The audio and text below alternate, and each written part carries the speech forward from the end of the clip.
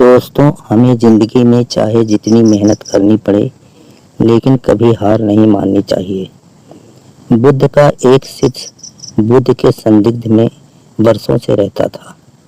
वो एक दिन महात्मा बुद्ध के पास आया और बुद्ध से कहने लगा कि हे बुद्ध जी, मुझे आपके पास 6 साल रहते हुए हो गए और मेरे बाद में कितने भी शिष्य आए और उन्हें आपने इस बीच किसी एक दिशा में ज्ञान देने के लिए भेजा, लेकिन मुझे अभी तक नहीं भेजा गया।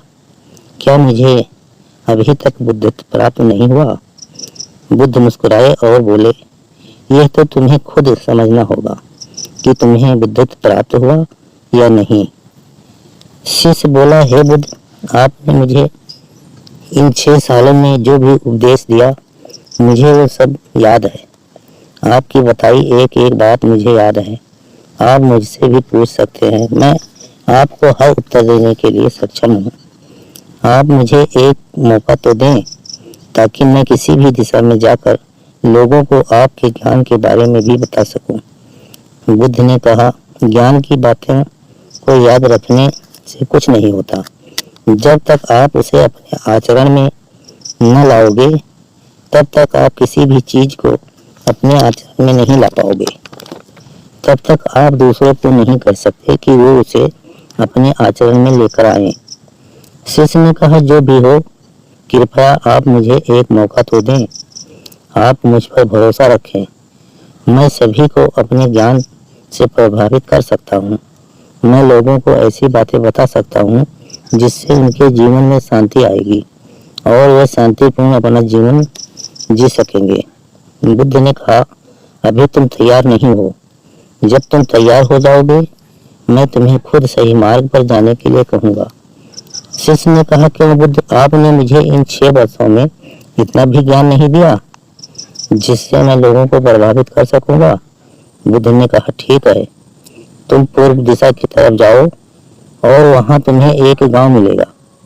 उससे तुम भिक्षा मांग कर लाओ और वहां के लोगों को अपने ज्ञान से मदद करना।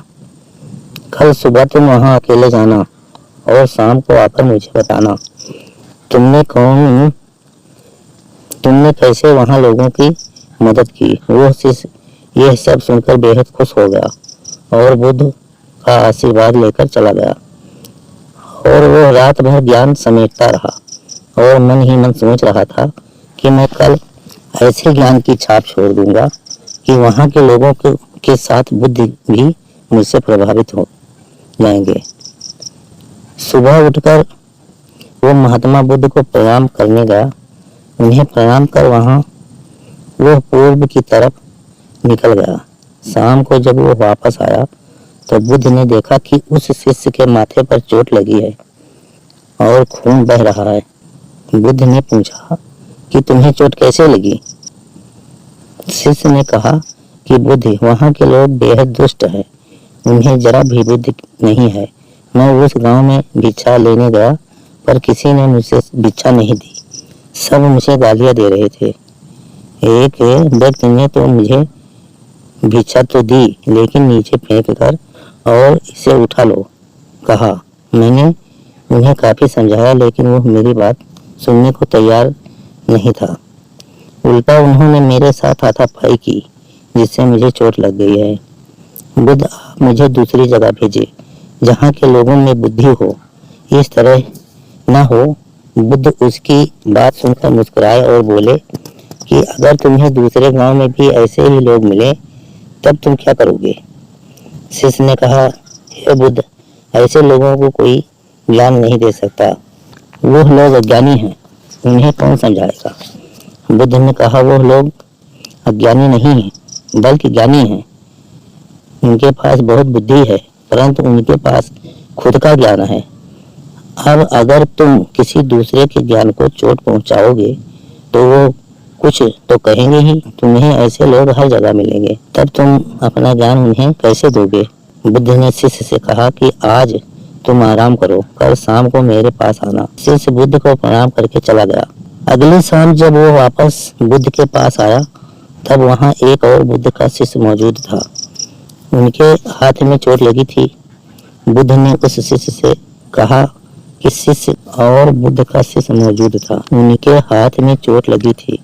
बुद्ध ने उस शिष्य के हाथ पर चोट देख कर उस पर पट्टी की और उस शिष्य से पूछा कि तुम्हें यह चोट कैसे लगी। शिष्य ने कहा, हे बुद्ध, आपने पूर्व के एक गांव में मुझे जाने के लिए कहा था, वहीं मुझे यह चोट लगी। बुद्ध ने कहा, वहां तुम्हारे साथ क्या क्या हुआ, तुम मुझे बताओ। शिष्य ने कहा, हे बुद्ध, वहां पर मैंने सबसे भिक्षा मांगी, लेकिन किसी ने मुझे भिक्षा नहीं दी। एक व्यक्ति जिसने भी दी थी, उसने भी यह जमीन पर फेंक कर दी और कहा, उसे उठा लो। मैंने चुपचाप उसे उठा अपने पात्र में रख लिया और उसे कल्याण का आशीर्वाद दिया। तब उस व्यक्ति ने मुझसे कहा कि आप बड़े अजीब व्यक्ति हो, मैं आपका अपमान कर रहा हूँ और आप मुझे आशीर्वाद दे रहे हो। मैंने उससे कहा, आप धन्य हैं, आपने मुझे दान दिया, इसलिए मैं आपको आशीर्वाद दे रहा हूँ।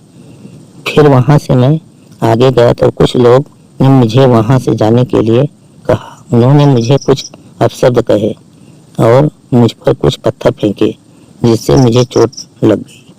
जब मैं वापस आ रहा था तब मैंने एक माँ को रोते हुए देखा। वह अपने बीमार बच्चे को लेकर चिंतित थी। मैं तुरंत जंगल से जाकर उसके लिए जड़ी बूटी ले आया, लेकिन वहाँ के लोग मुझे जड़ी बूटी देने नहीं दे रहे थे। फिर मैंने उनसे विनती की कि वो मुझे उस बच्चे का इलाज नहीं दें। उसके बाद वो जैसा कहेंगे मैं ठीक वैसा ही करूँगा। फिर जिस व्यक्ति ने मुझे भिक्षा दी थी, उसने गांव वालों को समझाया। तब उन्होंने मुझे उस बच्चे को जड़ी बूटी लगाने दी। उसके बाद वो बच्चा ठीक हो गया। गांव वालों ने मुझसे अपने किए गए अभद्र व्यवहार के लिए क्षमा मांगी और मुझे धन्यवाद कहा। फिर मैं वहां से वापस आ गया। हे बुद्ध, आपसे एक विनती है। उस गांव के लोग बहुत भोले भाले और सीधे हैं। क्या मैं रोज उसी गांव में जाकर भिक्षा मांग सकता हूँ? ये सभी बात वो पहला शिष्य सुन रहा था। उसने यह सुनते ही बुद्ध के चरणों में गिरकर कहने लगा कि हे बुद्ध, मैं समझ गया हूँ कि अभी मैं उस लायक नहीं हूँ कि दूसरों को ज्ञान दे सकूं। बुद्ध ने कहा, हमें बाहर वैसे ही लोग दिखाई देते हैं जैसे कि भीतर से होते हैं। जब तक हम स्वयं को नहीं बदलते तब तक हम किसी को भी नहीं बदल सकते।